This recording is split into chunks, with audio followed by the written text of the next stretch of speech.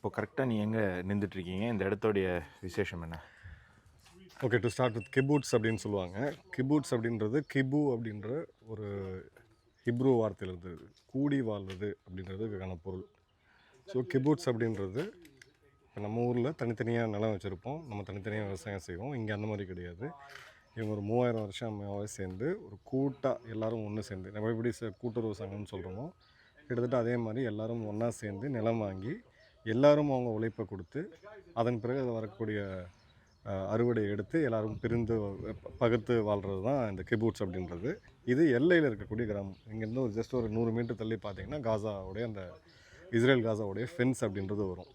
So அமாஸ் October 7ஆம் தேதி 2023 காலையில் 6 மணிக்கு நடத்திய தாக்குதலில் அதோடைய ஃபஸ்ட்டு பிரண்ட்டை ஃபேஸ் பண்ணது யார் அப்படின்னு பார்த்தீங்கன்னா இங்கே இருக்கக்கூடிய மக்கள் தான். ஏன்னா இவங்க தான் இந்த எல்லையில் இருக்கக்கூடிய கிராமம். இப்போ நம்ம கிராமம் அப்படின்னு பார்த்தோன்னா இப்போ நம்ம இருக்கிறது இளைஞர்கள், அதாவது பேச்சுலர்ஸ் இருக்கக்கூடிய இடம். ஸோ ஒரு வீட்டை பார்க்கலாம் எந்த மாதிரி இது பண்ணியிருக்காங்கன்னு சொல்லிட்டு. இப்போது உங்களுக்கு செவுத்தில் தெரியுது சரிங்களா, இது எல்லாமே துப்பாக்கி தோட்டாவுடைய இது பெரிய ஒரு இது இருக்குது. இந்த ஒரு பெரிய ஓட்டை உங்களுக்கு பார்க்கலாம். இது வந்து ஆர்பிஜிஸ்ன்னு சொல்லுவாங்க, ஹெவி மிஷின் கன்ஸையும் யூஸ் பண்ணியிருக்காங்க. இது அவங்களுடைய ஒரு வாஷிங் மிஷின். ஸோ எந்த அளவுக்கு இதாக இருக்குதுன்னு பார்க்கலாம், இதோட இம்பேக்ட் பார்க்கலாம். ஸோ ஹெவியாக அவங்க வந்து ஒரு மிஷின் கன் ஃபயரை பயன்படுத்தியிருக்கிறாங்க. ஸோ உள்ளே வந்தது இந்த பேராகிளைடர்ஸ் மூலிமா உள்ளே வந்திருக்காங்க. அவங்களுடைய டொயோட்டோ வண்டிகள் மூலிமா, பிக்கப் ட்ரக்ஸ் மூலிமா, பைக்ஸு, அதுக்கப்புறம் நடந்து. இப்போது நீங்கள் அப்படியே உள்ளே வந்தீங்கன்னா இங்கே உங்களோட இதை பார்க்கலாம். ஸோ இதெல்லாமே வந்து ஹெவி மிஷின் கன்ஸ். ஒரு இராணுவம் ஒரு இப்போ உச்சகட்டமான போரில் பயன்படுத்தக்கூடியது. இது பொதுமக்கள் வசிக்கக்கூடிய பகுதிகளில் பயன்படுத்தியிருக்காங்க அப்படின்றத பார்க்குறோம். ஸோ இது அந்த போர் டைமில் இந்த இடம் எப்படி இருந்துச்சு அப்படின்றதுக்கான ரியல் ஃபோட்டோகிராஃப்ஸ். இந்த இடம் எவ்வளோ ரத்த சகதியாக இருந்திருக்கு அப்படின்றத நீங்கள் பார்க்கலாம். இங்கே ஒரு குடும்பம் வந்து வசிச்சுட்டு இருந்திருக்கு. இப்போ இங்கே பாருங்கள், இங்கேயுமே உங்களுக்கு தெரியும், சுற்றி மேலே ஃபுல்லாக பார்த்தீங்கன்னா இந்த குண்டோட அடையாளங்கள் அப்படின்றது தெரியும். ஸோ இது ஒரு பேச்சுலர்ஸ் இருக்கக்கூடிய இடம். இதுதான் இவங்களுடைய கோட்டர்ஸ், இந்த கிபூட்ஸில் உள்ளே இருக்கக்கூடிய கோட்டர்ஸு. ஸோ ரத்தம் தோய்ந்த ஷூஸு, இதோடைய வீட்டோட கிச்சன் பாருங்கள். ஸோ உள்ளே புகுந்துருக்காங்க. உள்ளே புகுந்து சராமாரியாக இங்கே வந்து துப்பாக்கி சூடு அப்படின்றது நடந்திருக்கு. ஹெவி வெப்பன்ஸும் பயன்படுத்தியிருக்காங்க. ஸோ என்ன யுக்தி அவங்க பயன்படுத்தியிருக்காங்க அப்படின்னு பார்த்தீங்கன்னா, ஃபஸ்ட்டு பேராகிளைடர்ஸ் மூலிமா உள்ளே வந்து ட்ரெயின்டு ஹமாஸ் பயங்கரவாதிகள் இவங்க ஃபஸ்ட் லெவல் ஆஃப் தாக்குதல் நடத்துகிறாங்க. அதன் பிறகு இந்த போடப்பட்ட வேலி வந்து உடைக்கப்படுது. வேலி உடைக்கப்பட்டு அடுத்தது வாகனங்கள், பிக்கப் ட்ரக்ஸ் உள்ளே வருது. அதன் பிறகு சப்போர்ட்டுக்கு பைக்ஸில். ஸோ இதில் வந்து ரெகுலராக இருந்து இந்த ஹமாஸ் பயங்கரவாதிகளும் இருக்காங்க, அங்கே இருக்கக்கூடிய அன்ட்ரெயின்ட் ஆட்களும் உள்ளே வராங்க. இப்போ இவங்களுக்கு என்னென்னா, இது நீங்கள் கூகுள் லொக்கேஷனில் பார்த்தீங்கன்னா உங்களுக்கு எல்லாமே தெரியும். ஸோ இந்த மாதிரி ஒரு கிபுட்ஸுக்கும், இந்த கம்யூனிட்டிக்கும், ஒரு கிராமத்துக்கும் ஒரு சிவில் டிஃபென்ஸ் ஃபோர்ஸ் சிடிஎஃப் அப்படின்றது இருக்குது.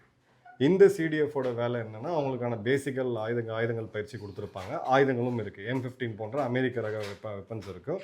அதோடைய ஆர்மரி அப்படின்னு சொல்லக்கூடிய ஆயுத கிடங்கு இருக்கும். ஸோ அவங்க ஃபஸ்ட்டு டார்கெட் பண்ணது அந்த ஆயுத கிடங்கை தான் வந்து டார்கெட் பண்ணியிருக்காங்க. ஏன்னா அங்கே ஆயுதங்கள் அவங்க எடுத்துட்டாங்க அப்படின்னா இவங்களுடைய அந்த ஃபஸ்ட் லைன் ஆஃப் டிஃபென்ஸ் அப்படின்றது சுத்தமாக இருக்காது. இப்போ இவங்க ஒரு 14 பேர் உயிரை கொடுத்து போராடியிருக்காங்க. பட் அங்கேருந்து வந்தது கிட்டத்தட்ட 300 பயங்கரவாதிகளுக்கும் அதிகமாக.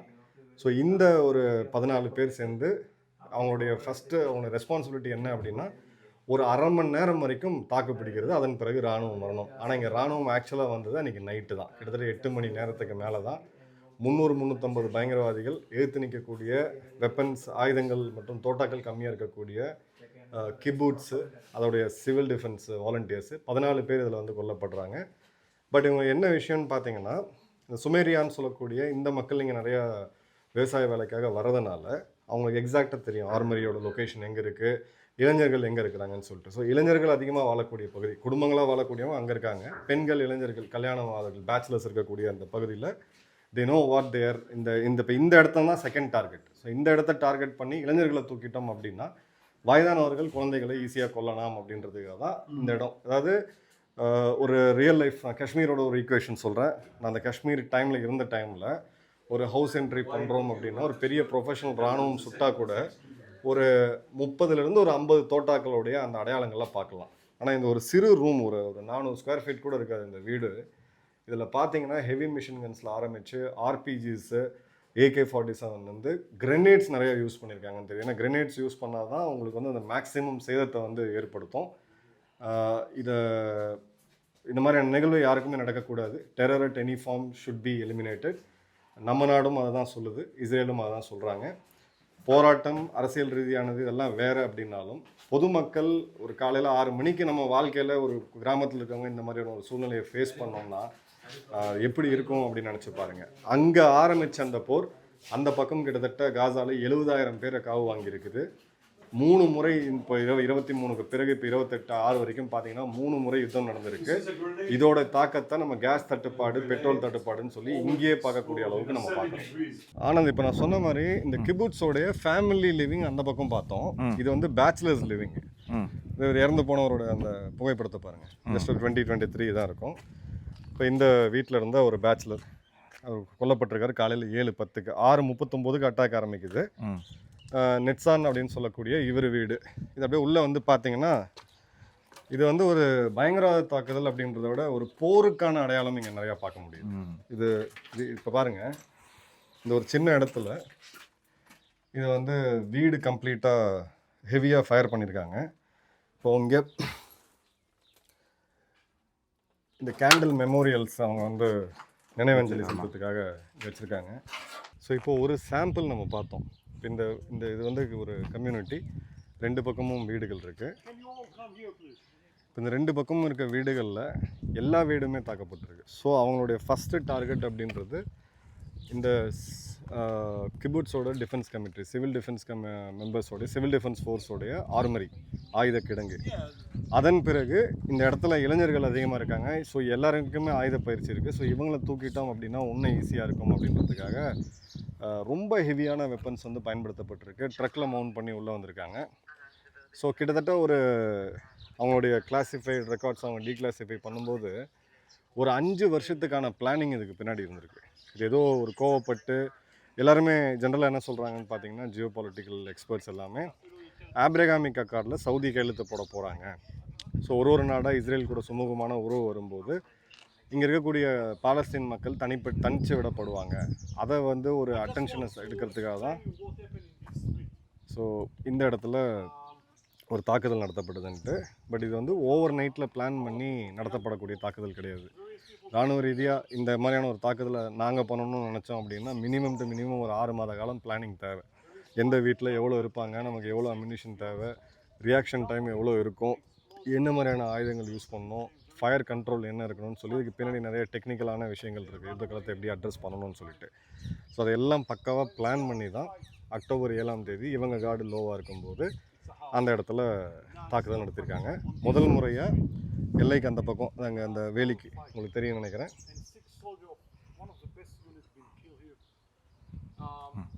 ஸோ அதுதான் இந்த கிபுட்ஸோடைய பார்டர். அதை தாண்டி வந்து உங்களுக்கு வந்து ஒரு வேலி இருக்குது. அந்த வேலிக்கு அந்த பக்கம் தான் காசா இருக்குது. ஸோ ஃப்ரெஞ்சை இங்கே இருக்கக்கூடிய ஃபென்ஸை வந்து ப்ரீச் பண்ணணும். ரெண்டாவது ஒரு vehicle entry point, man entry vehicle என்ட்ரின்னு சொல்லுவாங்க. வண்டி உள்ளே வரத்துக்கு அந்த இடத்த கிளியர் பண்ணி வண்டி பஞ்சர் ஆகாத அளவுக்கு இது பண்ணணும். அது ஒரு மிலிட்ரி ஆக்ஷன். அடுத்தது சப்போர்ட்டுக்கு பைக்ஸில், ஏன்னா இப்போ ஒரு கார் எடுத்துகிட்டு போகிறீங்க, பிக்கப் ட்ரக் எடுத்துகிட்டு போகிறீங்கன்னா பைக்கில் நீங்கள் வேகமாக போகலாம். பைக்கில் வந்து படி பேர் மூமெண்ட்டு நம்ம சொல்லுவோம். ஒருத்தர் ஓட்டுவார், இன்னொருத்தர் வந்து பின்னாடி உட்காந்துருப்பான். ஸோ ஒருத்தன் எய்ம் எடுத்து கண்ணி வந்து யாரை வேணால் டக்குன்னு சுட்டு தூக்கிட்டே இருக்க முடியும். அதன் பிறகு ஃபுட் சோல்ஜர்ஸ், அவங்க எதுக்கு வந்திருக்காங்க, அவங்க சோல்ஜர்ஸ்னு சொல்கிறது தவறு, இந்த பயங்கரவாதிகள். அவங்க எதுக்கு வந்திருக்காங்கன்னா வீடு வீடாக போய் மிச்சம் இருக்கவங்கள கொல்றது. ஸோ இது வந்து பயங்கரவாத தாக்குதல் அப்படின்னு நம்ம பார்த்தா கூட, நான் பார்த்த தாக்குதல் வரைக்கும் நம்ம நாடு இருக்கிறதுலே ஒரு கொடூரமான தாக்குதலை சந்தித்தது நவம்பர் 26 நம்மளுடைய மும்பையில் 2008. அதை விட ஒரு 100 மடங்கு பயங்கரமான தாக்குதல் அப்படின்றது இங்கே நடந்திருக்கு. இதை இவங்க அந்த சிவில் டிஃபென்ஸ் ஃபோர்ஸில் இருந்த அந்த 14 இளைஞர்கள், சிவிலியன்ஸு, பேசிக் ஆயுத பயிற்சி இருக்கவங்க, அவங்க எப்படி இதை தாக்கு பிடிச்சாங்கனாலும் என்னால் வந்து இமேஜின் பண்ண முடியல. அந்தளவுக்கு ஒரு கொடூரமான தாக்குதல். இது தாக்குதல் அப்படின்றத விட இது போர் அப்படின்னு தான் நம்ம சொல்லணும். இப்போ நம்ம ஆக்ஷனோடைய மிக முக்கியமான பகுதியில் இருக்கோம். இதுதான் இஸ்ரேல் மற்றும் காசாவுடைய பார்டர். இப்போது இது ஒரு ஃபென்ஸ் இருக்குங்க. இதுக்கு பின்னாடி பார்த்தீங்கன்னா ஒரு 100 அடி தூரத்தில் இன்னொரு ஃபென்ஸ் இருக்குது. இந்த இடைப்பட்ட இடத்த பஃபர் ஜோன் அப்படின்னு நம்ம சொல்லுவோம். இந்த ஃபென்ஸோடைய ஸ்ட்ரக்சரை நல்லா கவனிச்சிங்க அப்படின்னா கிட்டத்தட்ட நம்ம காஷ்மீர் இந்தியாவுக்கும் பாகிஸ்தானுக்கும் இடையே இருக்கக்கூடிய அந்த லைன் ஆஃப் கண்ட்ரோலில் இதே மாதிரியான வேலி போட்டிருப்போம். பட் நம்மளுக்கு வந்து 4 அடுக்கு வேலி, இவங்களது வந்து 2 அடுக்கு வேலி. இப்போ இதில் சென்சஸ் இருக்குது, இந்த ஒயரிங்லாம் பார்க்கலாம். சென்சஸ் இருக்குது, எலக்ட்ரிசிட்டி இருக்குது, ஒரு 8 அடிக்கு ஃபென்ஸ் பண்ணியிருக்காங்க. மேலே வந்து கான்சன்ட்ரினா காயில் போட்டிருக்காங்க. ஃபென்ஸு தாண்டி இங்கேயும் ஒரு கான்சன்ட்ரினா காயில் போட்டிருக்காங்க. அதன் பிறகு அங்கே ஒரு ஃபென்ஸ் இருக்குது, அங்கே இதே மாதிரியான ஒரு கான்சன்ட்ரினா காயில், ஒரு ஃபுல் ஃப்ளெஜ்டு இது ஒரு சாலிட் ஸ்ட்ரக்சர். இப்போ அன்றைக்கி என்ன நடந்திருக்கு அப்படின்னு நம்ம பார்த்தோம்னா, நம்ம இந்த பக்கம் பார்த்திங்கன்னா இந்த வயல்வெளி தெரியுது, இந்த மலைப்பகுதிகள் எல்லாமே தெரியுது. அதுதான் காசா. காசாவுக்கு நமக்கு போகிறதுக்கான பெர்மிட் இல்லை. அந்த சைடும் போகணுன்னு பார்த்தோம், பட் அதுக்கான பெர்மிட் கிடைக்கல. இப்போது நீங்கள் அப்படியே திருப்பி இந்த பக்கம் பார்த்தீங்கன்னா இதுதான் அந்த கிராமம். இங்கே தான் அந்த தாக்குதல், பயங்கரவாத தாக்குதல் அப்படின்றது நடந்த கிராமம்.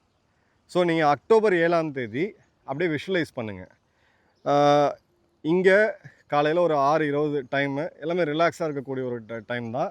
அவங்க ஸ்ட்ராட்டஜிக்கலாக டாக்டிக்கலாக என்ன பண்ணாங்க அப்படின்னு பார்த்தீங்கன்னா, அக்டோபர் 7க்கு முன்னாடி கிட்டத்தட்ட 6-8 மாதம் எந்த விதமான தாக்குதலையும் பண்ணலை. ஸோ தாக்குதலே நடக்கலை அப்படின்ற போது அது அமைதியை நம்ம டேக் இட் ஃபார் கிராண்டடாக எடுத்துருக்கோம். ஸோ இவங்களோட இராணுவம் என்ன பண்ணுறாங்கன்னா, இந்த பகுதிகளுக்கு இவங்களோட இராணுவம் அப்படின்றது எண்ணிக்கையில் ரொம்ப கம்மி, ஒரு 2.5 லட்சம் 3 லட்சம் பேர் தான் இருக்காங்க. ரிசர்விஸ்ட் அப்படின்னு சொல்லக்கூடிய அந்த ஃபோர்ஸ் அதிகமாக இருக்காங்க. ஸோ இங்கே த்ரெட் லெவல் கம்மியாக இருக்குதுன்னு சொல்லிட்டு இவங்களுடைய இராணுவத்தை வெஸ்ட் பேங்க்குக்கு கொண்டு போகிறாங்க. அங்கே சில டிப்ளாய்மெண்ட்ஸ்லாம் பண்ணிக்கிட்டு இருக்காங்க. ஒரு no war no peace kind of a scenario. இப்போ தான் டேட்டை வந்து குறிப்பிட்டு வராங்க. ஸோ அந்த ஃபென்ஸை தாண்டி, இந்த ஃபென்ஸை தாண்டி ஃபஸ்ட்டு ஆளுங்க வரணும் அப்படின்ற போது கிளைடர் மோட்டர்ஸை பயன்படுத்தி இந்த ஒரு சிறு ரக விமானம் மாதிரி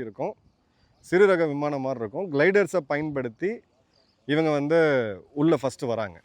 அந்த வந்தக்கூடிய அமாஸோடைய வேலை என்ன அப்படின்னு பார்த்தீங்கன்னா, இந்த ஃபென்ஸை உடைக்கிறது. ஸோ உள்ள டூல்ஸோடு வராங்க. வந்த பிறகு இந்த ஃபென்ஸ் வந்து கட் பண்ணப்படுது. இந்த ஃபென்ஸை கட் பண்ணி இந்த கேட்டை உடச்சி கேட்டை ஓப்பன் பண்ணுறாங்க. 2வது அங்கே இருக்கக்கூடிய கேட்டு, அதை வந்து அந்த சைட்லேருந்து கட் பண்ணுறாங்க. இது ரெண்டும் பண்ணுறது வந்து இங்கே இருக்கக்கூடிய இந்த அமாஸோடைய ஃபுட்சோல் பயங்கரவாதிகள் நடந்து வரக்கூடியவங்க. ஒன்ஸ் இந்த பாதை ஓப்பன் ஆன உடனே அவங்களுடைய பிக்கப் ட்ரக்ஸ் வருது. நம்மளுடைய டாட்டா பிக்கப் ட்ரக் பார்த்துருப்பீங்க. 2 பேர் முன்னாடி 3 பேர் முன்னாடி உட்காரலாம், பின்னாடி ஒரு 10 பேர் நிற்கலாம். இப்போ இந்த வரக்கூடிய ட்ரக்கில் light machine guns, RPG rocket propel grenade, அதன் பிறகு இயந்திர துப்பாக்கிகள், தேவையான அளவுக்கு தோட்டாக்கள், இதெல்லாம் எடுத்துக்கிட்டு இதுக்குள்ளே என்ட்ரா வராங்க. இந்த என்ட்ரா ஆகும்போது இந்த கிராமத்தை பாதுகாக்கிறதுக்கு ஒரு ஃபஸ்ட் லைன் ஆஃப் டிஃபென்ஸ் இருக்குது. அதுதான் வந்து சிவில் டிஃபென்ஸ் ஃபோர்ஸ் அப்படின்னு சொல்லக்கூடிய சிடிஎஃப். இந்த சிடிஎஃப்பில் ஒரு 14 இளைஞர்கள் வாலண்டியராக இருக்காங்க. அவங்களுக்கு தேவையான அடிப்படை ஆயுதங்கள் M15 போன்ற ரைஃபிள்ஸ் வந்து அங்கே இருக்குது, ஆர்மரியில் இருக்குது. ஒரு பேசிக்காக ஒரு 500 தோட்டாக்கள் வரைக்கும் இருக்கக்கூடிய ஒரு சிறு ஆர்மரி. இப்போ இவங்க நேராக உள்ளே போகும்போது ஆர்மரியை முதல்ல டார்கெட் பண்ணுறாங்க. ஸோ அங்கே இருக்கக்கூடிய ஆயுதங்களை எடுத்துட்டாங்க அப்படின்ற போது கம்ப்ளீட்டாக அவங்க நிராயுதபாணியாக இருக்கக்கூடிய ஒரு சூழ்நிலை அப்படின்றது வரும். பட் அந்த இடத்த அவங்க டிஃபெண்ட் பண்ணுறாங்க. அந்த 14 பேர் அவங்களுடைய ரோல் என்ன அப்படின்னு பார்த்தீங்கன்னா, 10லேருந்து 15 நிமிஷம் வரைக்கும் அவங்க தாக்கு பிடிச்சிட்டு உடனடியாக இந்த தகவலை அவங்க இராணுவத்துக்கு கொடுக்கணும், இராணுவம் வரணும். ஆனால் நம்ம இஸ்ரேல் எடுத்தோம்னா 420 கிலோமீட்டர் கிட்டத்தட்ட நீளம். ஸோ இராணுவம் இங்கே வரத்துக்கான லொக்கேஷன் வந்து இங்கே பக்கத்தில் இமேல ரொம்ப தள்ளி தான் வரணும். ஸோ பேராகிளைடிங் பண்ணி உள்ளே வராங்க, உள்ளே வந்து வேலியை உடைக்கிறாங்க, இதை கட் பண்ணுறாங்க, வாகனத்துக்கான பாதையை உருவாக்குறாங்க, வாகனம் உள்ளே போகுது, கண்மூடித்தனமான தாக்குதல் நடத்துகிறாங்க. செகண்ட் வந்து பைக்கில் உள்ளே வர ஆரம்பிக்கிறாங்க. தேர்டு வந்து கால்நடையாக உள்ளே வராங்க. இவங்களோட வேலை வீட்டுக்கு வீடு உள்ளே போய் ஷூட் பண்ணுறது. ஸோ வீட்டுக்கு வீடு உள்ளே போய் சுடுறது தான் இவங்களுடைய வேலை. ஸோ அவங்க என்ன பண்ணுறாங்க, நீங்கள் வீட்டுக்குள்ளே போய் சுடும்போது இங்கேருந்து இருக்கக்கூடிய ஒரு 300லேருந்து 400 பேர் இருக்கக்கூடிய கிராமத்தில் கிட்டத்தட்ட 300 பயங்கரவாதிகள் உள்ளே வராங்க. அம்யூனிஷன்ஸ் இருக்குது. ஸோ அந்த சிடிஎஃபோடைய தாக்கம் அப்படின்றது ஒன்றா குறைஞ்சி அந்த 14 பேரும் கொல்லப்படுறாங்க. அப்போ இங்கே இருக்கக்கூடிய 100க்கும் அதிகமான பொதுமக்களும் கொல்லப்படுறாங்க. இந்த கிராமவாசிகள், இளைஞர்கள், பெண்கள், குழந்தைகள் யாரையுமே வந்து விடலை. பிறகு மிச்சம் இருக்கவங்க கூடியவங்க இந்த ஸ்ட்ராங் ரூம்ஸ்னு சொல்லக்கூடிய சில இடங்களில் அந்த ஸ்ட்ராங் ரூம்ஸ் இருக்குது, உயிரை தாக்கு பிடிச்சிட்டு இருக்கிறாங்க. இப்போ இதில் ஒரு முக்கியமான விஷயம் என்னென்னா, இப்போ வீடு வயசு அந்த அமாஸோடைய ரேடியோ கரஸ்பாண்டன்ஸை இவங்க பேசிக்கிட்டதை இவங்க இன்டர்செப்ட் பண்ணி பார்க்கும் பொழுது பேர் குறிப்பிட்டு இதுதான் மதன் வீடு, இதுதான் வினோத் வீடு, இதுதான் ஆனந்த் வீடு அப்படின்னு சொல்லிட்டு பேர் குறிப்பிட்டு இந்த தாக்குதலை அவங்க பண்ணுறாங்க. ஸோ இந்தளவுக்கு இன்டெலிஜென்ஸ் எப்படி இருக்குது அப்படின்னு சொல்லி பார்க்கும் பொழுது இந்த வில்லேஜில் இருக்கக்கூடிய சிடிஎஃப் அவங்களுக்கும் இந்த சிடிஎஃபோட தலைமையகத்துக்கும் ஒரு ரேடியோ கம்யூனிகேஷன் இருக்குது. அதாவது நம்மளுடைய மிலிட்ரியில் யூஸ் பண்ணுற ரேடியோ. ஆனால் இது வந்து சிவிலியன்ஸ் பயன்பாட்டுக்கு இருக்கிறதுனால இது பெரிய அளவுக்கு அவங்க என்கிரிப்ட் பண்ண தவறிட்டு இருக்காங்க. ஸோ எந்த அளவுக்கு ரொம்ப முக்கியம் அப்படின்றத பார்க்குறோம். கிட்டத்தட்ட 7 வருடம் இதை வந்து அவங்க ஒட்டு கேட்டிருக்காங்க. ஏன்னா இந்த 5 கிலோமீட்டர் வரைக்கும் உங்களோட ரேடியோ ஃப்ரீக்வன்சி அப்படின்றது ட்ராவல் ஆகும். ஸோ அதை ஒட்டு கேட்டு எந்த இடத்துல யார் எங்கே இருப்பாங்க அப்படின்றத துல்லியமாக கண்டுபிடிச்சு தான் இளைஞர்களை முதல்ல வேட்டையாடி இருக்காங்க, பெண்கள் வேட்டையாடப்பட்டிருக்காங்க, அதன் பிறகு பொதுமக்கள், வயதானவர்கள் அப்படின்னு சொல்லிட்டு இது. ஸோ அந்த இந்த உள்ளே வந்த தாக்குதலில் இது ஏதோ ஒரு கோவத்திலேயோ இல்லை ஒரு தனிப்பட்ட மனிதன் ரேடிகலைஸ் பண்ணக்கூடிய தாக்குதல் கிடையாது. இளைஞர்களை குறி வைக்கிறது. இஸ்ரேல் ஒரு சிறு நாடு, இளைஞர்கள் பாப்புலேஷன் ரொம்ப ரொம்ப முக்கியம். ஸோ ஒரு லாங் டேர்மாக இஸ்ரேலை வீழ்த்துறதுக்கான ஒரு மிகப்பெரிய ஒரு மிலிட்ரி ஆக்ஷனை தான் இவங்க பண்ணியிருக்காங்க அப்படின்றத பார்க்குறோம். ஸோ இப்போ இந்த ஃபென்ஸ் கிட்ட போக முடியாது, அதில் மின்சாரம் பாய்ச்சப்பட்டிருக்கு. பட் நீங்கள் இந்த இதில் பார்த்தீங்க அப்படின்னா ஃபென்ஸு ஒரு 100 அடி நோமேன்ஸ் லேண்ட் இல்லை பஃபர் ஜோன். அந்த 100 அடியில் இப்போ உங்களுக்கு வந்து செடி புதர் இருக்க மாதிரி தெரியுது. பட் அது உள்ளே போக முடியாது, ஏன்னா அங்கே கண்ணிவெடிகள் கண்டிப்பாக வச்சுருப்பாங்க. அதன் பிறகு ஃபென்ஸுக்கு அந்த பக்கம், இப்போ ஃபென்ஸுக்கு அந்த பக்கத்துலேருந்து நீங்கள் அப்படியே கொஞ்சம் பார்த்தீங்க அப்படின்னா அந்த வயல்வெளி தெரியுது. அதன் பிறகு ஒரு நியரஸ்ட்டு வீடு பார்த்தீங்கன்னா கிட்டத்தட்ட இங்கேருந்து ஒரு 1.5-2 கிலோமீட்டர் தூரத்தில் தான் தெரியுது. ஸோ அந்த ஒரு இதுவுமே, அதாவது அந்த பஃபர் ஜோன் அப்படின்றது இப்போ இஸ்ரேலுடைய இராணுவம் இங்கே தான் அதிகமான தாக்குதலை மிகப்பெரிய லெவலில் நடத்தியிருக்காங்க. இப்போ ஒரு பார்டர் வில்லேஜை நம்ம பார்க்குறோம். ஸோ இந்த பார்டர் அப்படியே வடக்குலேருந்து கிழக்கு அப்படியே நீண்டுக்கிட்டே போகுது. இந்த தாக்குதல் இதுநாள் வரை இந்த இஸ்ரேல் மக்கள் பார்க்காத ஒரு தாக்குதல். ஸோ அதற்கான எதிர்வினை அந்த பக்கம் இருக்கக்கூடிய குழந்தைகள், பெண்கள் எல்லாமே அப்படி பார்த்தீங்கன்னா ஒரு 70,000க்கும் அதிகமான பேர் அப்படின்ற கணக்கு சொல்கிறாங்க. பட் அஃபிஷியல் எஸ்டிமேட் ஒரு 45,000 பேர் கொல்லப்பட்டிருக்காங்க அப்படின்ற போது இவங்க தரப்புல இருந்து என்ன விதமான ஆக்ஷன் அப்படின்ற அந்த அடிப்படை கேள்வி அப்படின்றது எழுது. ஸோ இன்றைக்கி உலகத்தில் 23லேருந்து 26 3 யுத்தங்கள், ஈரான், இஸ்ரேல் மற்றும் அமெரிக்கா மற்றும் இன்றைக்கி வளைகுடாவில் பல நாடுகள் நகரங்கள் தாக்கப்பட்டிருக்கு. துபாய் இன்றைக்கி தாக்கப்பட்டிருக்கு, அபுதாபி தாக்கப்பட்டிருக்கு. இதுக்கெல்லாம் அடித்தளமாக அமைந்தது எது அப்படின்னு பார்த்தீங்கன்னா இங்கே இந்த பயங்கரவாதிகள் நடத்திய தாக்குதல். இந்த தாக்குதல்னால இவங்க என்ன அச்சீவ் பண்ணாங்க? ஒன்றும் பண்ணல. இந்த மக்கள் அவங்கள ஏதாவது வேறாங்களா பார்த்தீங்கன்னா அவங்கள எதுவும் இல்லை. கிட்டத்தட்ட 2-3 வருடத்துக்கு அப்புறமும் இன்னமும் இந்த சீரமைப்பு பணி அப்படின்றது நடந்துக்கிட்டு இருக்குது. இன்னும் 1 வருடம் கழித்து தான் வருவாங்க. அவங்களுடைய காஸ்ட் அதிகமாகுது. அரசாங்கத்தின் மீது கடும் அதிருப்தியில் இவங்க எல்லாருமே இருக்கிறாங்க. கொடுமையான ஒரு அதிருப்தியில், கோவத்தில் இருக்கிறாங்க. இப்போ அதை பண்ணணும் அப்படின்ற போது அவங்க மேலே இன்னும் கடுமையான இராணுவ நடவடிக்கை. So the I for an I makes the whole world blind அப்படின்னு சொல்லி நம்ம காந்தியடிகள் சொன்னார். பட் அது இன்றைக்கி நடந்துக்கிட்டு இருக்கு. இனிமே இந்த 2 சமூகமும் சேர்ந்து இருக்க முடியுமா அப்படின்னு என்கிட்ட பர்சனலாக கேட்டிங்கன்னா கண்டிப்பாக அதற்கான வாய்ப்பு அப்படின்றது அடுத்த ஒரு 30 வருஷங்களுக்கு அது கிடையாது.